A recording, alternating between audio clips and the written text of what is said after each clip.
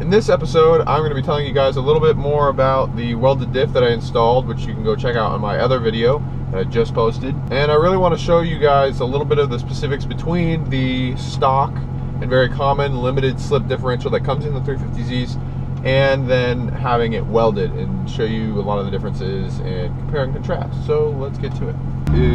Why did I go welded? Well, let's see, because the limited slip differential that is in this that comes stock only locks at about 30% of the time, and that sounds about accurate to me.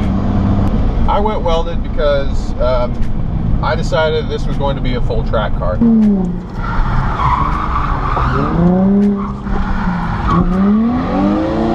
think one of the most surprising things about the solid diff bushings along with the welded diff is just the predictability. Both wheels are always going to let go at the exact same instance every time. You'll be able to tell exactly how far you can push the car with the steering input and the throttle input before the tail of the car will get sideways.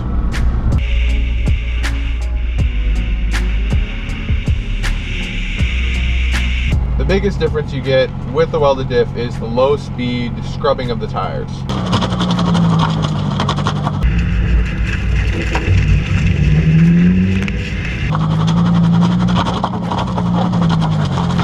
Is it impossible to daily? Absolutely not. It is very easy to daily this with the welded diff.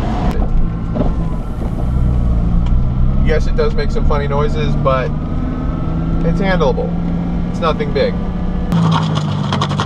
The limited slip differential that comes with this car will not let you get sideways within that first 10 to 20 degrees worth of angle that you want. So what do I mean by that? Clutch kicking, any sort of weight transfer or anything like that, the diff stays unlocked. Anytime you go to do a transition and you straighten out, the car will unlock. So imagine you're doing this awesome drift around a corner and you go to do a transition into your next corner, the diff becomes unlocked and one wheel will continue to spin while the other will just grab pavement and give you grip. It causes for quite violent transitions and honestly very unstable, very hard to control environment that isn't preferable for any sort of drifting. It's next to impossible to continue to improve when you have a whole section of low angle with the car that you can't even access, especially powering over or even clutch kicks. It's impossible to do.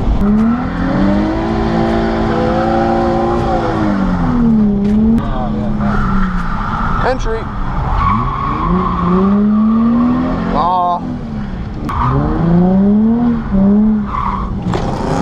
think we found that sweet spot in the tire.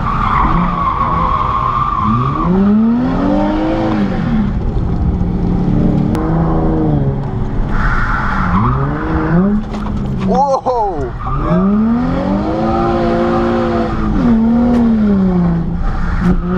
Another question I got was, do the solid bushings that I installed with the welded diff make a lot of noise? The answer is no, they do not. And if they do, you installed them incorrectly. You should probably go back under your car and tighten everything back down because you didn't install something right. They should not be making clunking noises, popping noises, or anything of that sort. They're solid bushings and they're there to stay in place.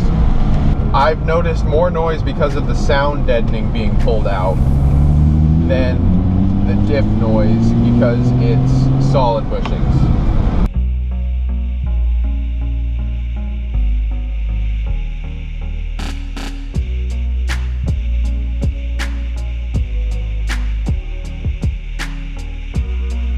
Now the only downside I could really see to driving this around the city is something like this in the rain.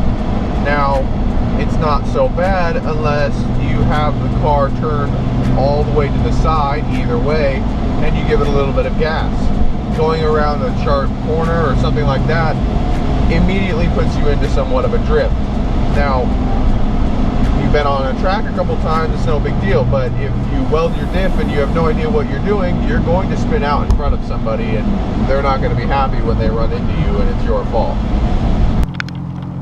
So it's raining like crazy. I don't have very much tread left, but I haven't really been able to do this with the limited slip in the 350, so I think it's time to break this car in.